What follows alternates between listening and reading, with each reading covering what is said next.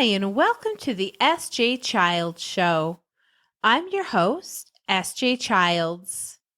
The S.J. Childs Show brings value to families through education, resources, and lots of laughs. You can find us at our social media pages, Facebook, S.J. Childs Show, Instagram, S.J. Childs Show, and our YouTube channel, The S.J. Childs Show. Today, our special guest is Diane Hudson. Diane is from Salt Lake City and runs a program called Advanced Behavior Change, using today's behavioral science to help people build their better futures. Diane and I will discuss how she helps families through empowering youth, teens, and family dynamics through conflict resolution and confidence building. Thank you for joining us and enjoy the show. Hi, and welcome to the S.J. Childs Show. I'm your host, S.J. Childs, and today our special guest is Diane Hudson. Diane, hello. Hello, S.J. How are you today? Wonderful. Thank you so much for being here. I wanted to bring you on today because you have a company which I feel provides services that are so needed in our community. And I just really want to let people know about your company and the services you provide. So, yeah, introduce yourself and tell us a little bit about yourself and then, how you got into doing what you're doing now. Okay, well, thanks very much for having me on the show. I really appreciate the opportunity. So I work, my company is called Advanced Behavior Change, and my focus is on working with kids and teens and their parents who have behavioral and emotional needs. And so I do a combination of the teaching strategies from applied behavior analysis, but also I use a lot of acceptance and commitment therapy and training to help with clients' ability to manage their emotions, to help them be more flexible in situations that are typically difficult for them. So it's actually not a traditional or typical ABA type of setting. It's kind of a little bit of a hybrid, but still really focused on helping kids meet their goals and be their best selves. I love that. It's so important because building their confidence and, conflict resolution and understanding how to move forward with issues or just regular situations in life is so important. Right. And right. I'm sure you come up against a lot of problems that have to be kind of individualized, I would assume. Oh, very much so. Yes. So, in fact, I have a client who is he has some very clear expectations for the way he thinks conversations should end, and it's very difficult for him if somebody very well-meaning says something instead of bye or goodbye. If they say see you later or see you next week. Any of those are really difficult for him to accept. And so it's things like that, that don't seem to be such a big deal to the majority of the population. But it could really, really be hard for someone who is, whose thinking is a lot more black and white. Yeah, absolutely. And I can completely understand that coming from a family, with many individuals with autism. Mm-hmm. That is so important for them in their thinking processes. Everything is, number one, so literal. Mm-hmm. And number two, very rigid. And they really need practice and training and modeling of correct behaviors. Tell us about some of your programs that you do with teens in our community. Sure, absolutely. So I have to say a little bit about me. When I started working with kids way back almost 20 years ago, I guess. Oh, yikes. I really, really loved and was totally convinced that I would only be working with like preschoolers and little kids and younger learners.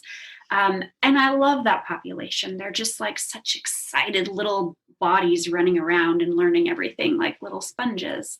And then I was able to work with some clients who were like 12, 13, 14, and my whole world was just like opened up.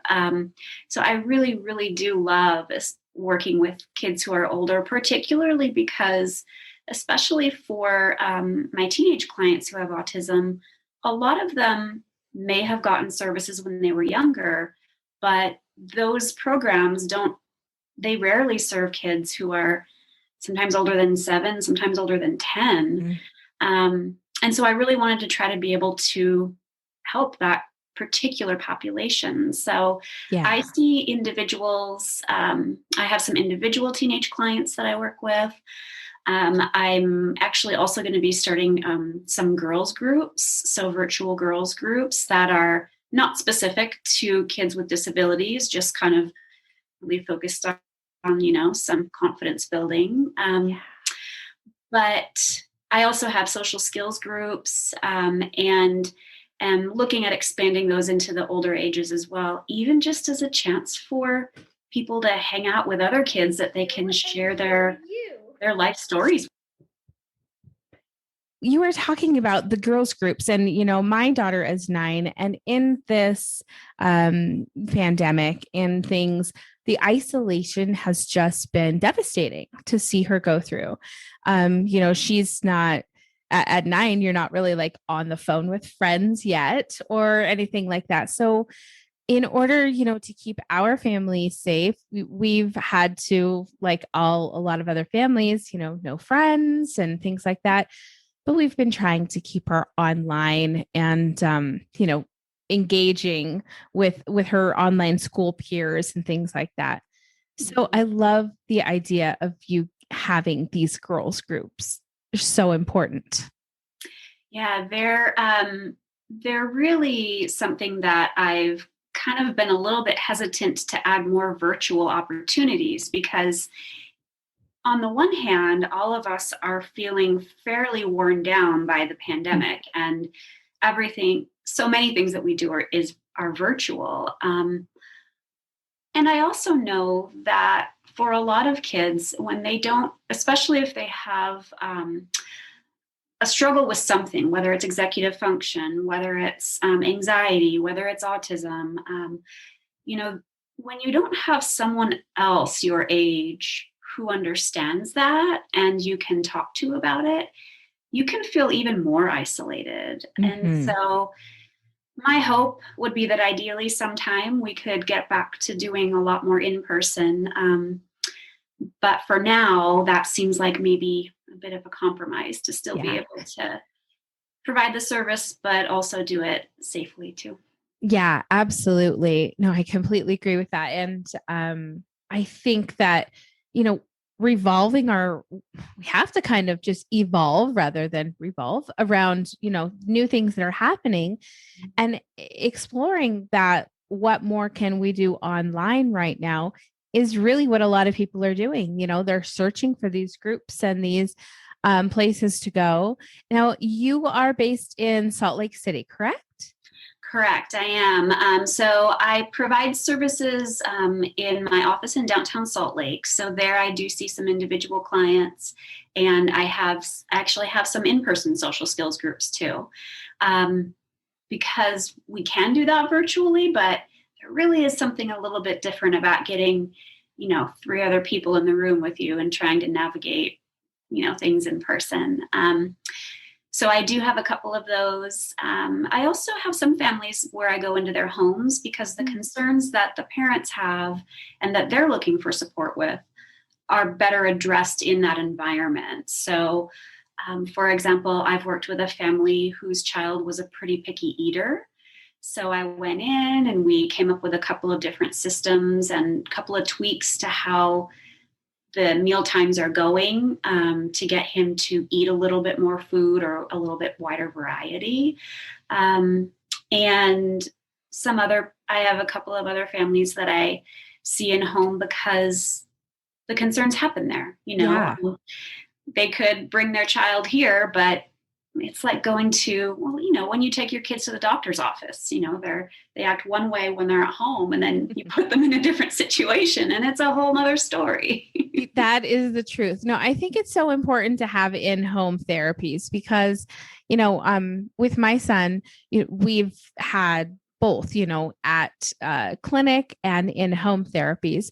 And really the biggest progress that we've seen are these at home in a naturalistic setting, doing real life, types of activities that really engage him much more, just for our son individually, much more so than the at the table kind of form filled out progress he's more, he needs to move. And you really have to just find what works for you, don't you? I'm sure you recommend that to parents so much. Absolutely, absolutely. And especially because I'm a smaller company, and I provide a fairly focused set of services. If I were to have a parent of a 4-year-old call me, I probably would refer them somewhere else for more traditional ABA type therapy for early learners, if that's what they were looking for. You've got to have the right fit with your provider. As a parent, you need to be so comfortable with speaking up. Self-advocacy is something that I really, really push with my clients. We practice it, I reinforce it, because a lot of times people with disabilities, their voices just don't get heard. Yeah. And so I'm really trying to change that, not just for the individual, but just the cultures that I'm in, so that everybody in the group realizes, well, it doesn't matter who says no. That means we have to respect it, kind of a thing. I love that. That's so important, self-advocacy for young teens and adults with disabilities, because they really they need to know that they are unique. They're just as important and deserving as everyone else. So I love that you provide that to them. That's a really important thing. What about, this is going to catch you off guard probably because we never talked about it. What about dating practices? Do you help them with dating practices? So I have not sauntered into that field yet. However, I know that there's a huge need in our community for that. I've had some adults reach out just for, adult-based services with help with employment, not help with employment, but navigating that setting, that work setting, dating, relationships. So most of my clients, just due to their age or their individual preferences, aren't quite there yet. If we're still hanging out and talking when they do get there, I'll go there with them. We'll figure it out. Yeah, I thought we were watching, that autism and dating, I think it was. And my husband was pushing me, oh, you'd be so good at this. You should just go do this. And I was like, I think there's some other people out there that probably do just things just like this that might do a better job than I could. But I agree how important it is, and really just how important it is that we model the kind of behavior that our children and, young adults need to see, because for us, when we're modeling, how to ask for things with our son, is so much better than just kind of having expectations that he will learn. Isn't that the truth? And I know that you do some role play and things like that with your clients, right? And I think that that's a really important part of it, is for them to see what kind of behavior is appropriate. Right, absolutely. And the idea behind a lot of that practice is that the more my clients practice it, the easier it is for them to pull up that skill in the moment. So I have a girl that I'm working with, and she's really her goal is to get along better with her family. So we work a lot on how she responds when she gets upset or frustrated. We've gone through scenarios. We have this kind of template, like, here with this person I can, and we run through examples so that, it's not kind of like a deer in the headlights sort of situation. It's like, oh yeah, I practiced this. I think I could try it this way, instead of feeling totally overwhelmed in this situation.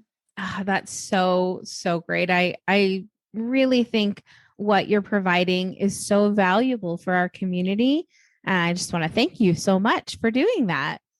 Well, thank you. I appreciate having the chance to come on and talk to you, and just, obviously you can tell from the look on my face, I would just keep talking about this stuff really long. I know, we really could, couldn't we? I mean, I think that I am such an advocate for mental health and resources for families, and absolutely let us know, where can we find you? Tell us all the places we can reach out to you.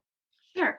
So my website is advancedbehaviorchange.com. It's really long. Sorry about that.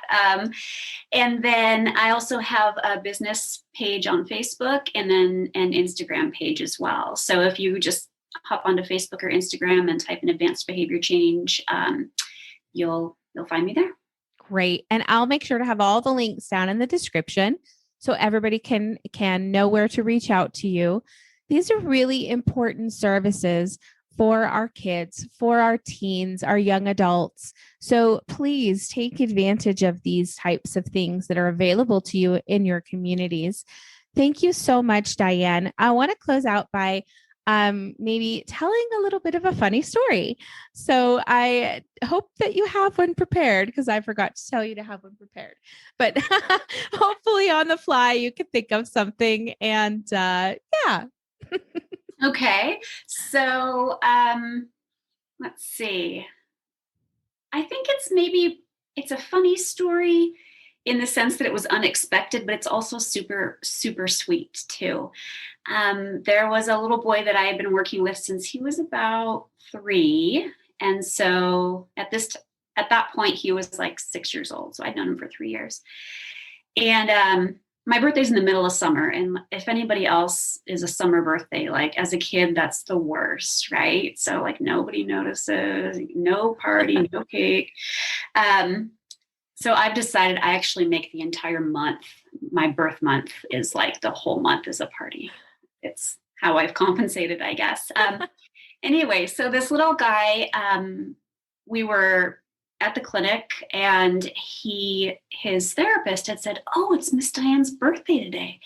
And he looks at me and he goes, "Well, I hope you have a great day," and just walked off down the hallway. And I was like, you know what? That was not bad. That was good. Success. I love that. It's always so surprising when these kids, are practicing and you don't see something, and then it comes out naturally. Right. And it's like, yes, it's working. I absolutely get that. I completely love that. I will tell you, the other day, my husband and I were on YouTube, and on our just personal page, which sometimes our son uploads his own videos and we don't know. And we get on there, and there's a video of him, and he's 11. And it's a video of him talking about how he is going to upload, download, and all of these things, his own YouTube video, so that his human characteristics can be taken down. Basically, I can't even talk as smart as he is. Like, I should have him on the show instead. But it is the funniest thing. And like you just said, he doesn't ever talk like that. And then here he is. And he's just breaking it down. And he is like, it's not the matter of the consideration that I'm doing this, but it's, the focus of what's going to happen in the end. And it was just this scientific little professor thought out a video that he made. So just kids. Oh my goodness. Yes. He sounds like a total blast. He is hilarious. So yeah, we are learning things from him every single day. He teaches us something new because you can't keep up with them. Well, thank you so much, Diane. It was such a pleasure to talk to you today. And like I said, all of the links for her wonderful services will be down in the description. And thank you so much. We'll talk to you again soon. Okay, sounds great, SJ. Thanks. Take care.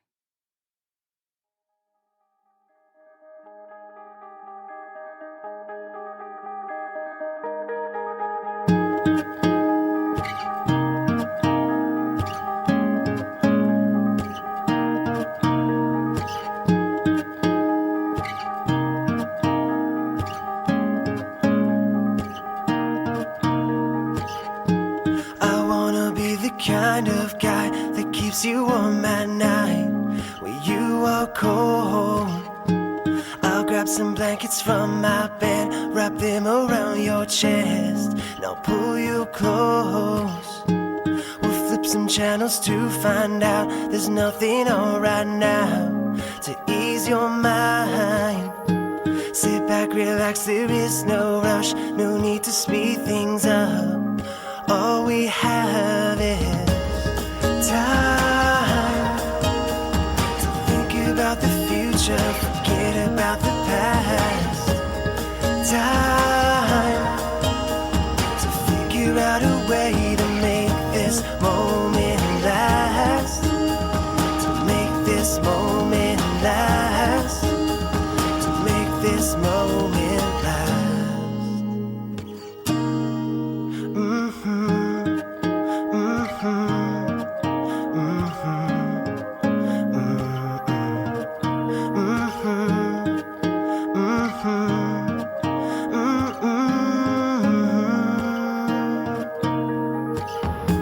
So let's make this the kind of love that we've been dreaming of when we sleep at night.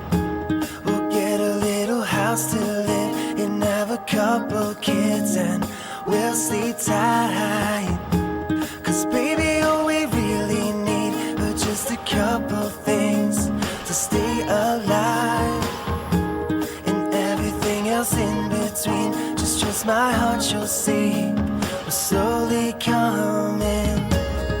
Time to think about the future, forget about the past.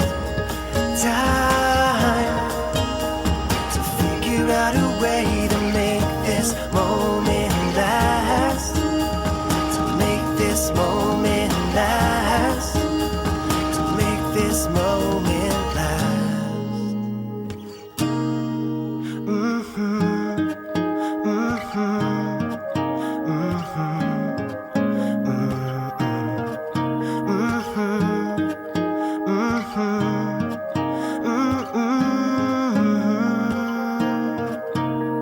Sunrises, sunsets, I won't let you forget that I need you. Spring comes and spring goes, forever you will know that I love you. Sunrises, sunsets, I won't let you forget that I need you.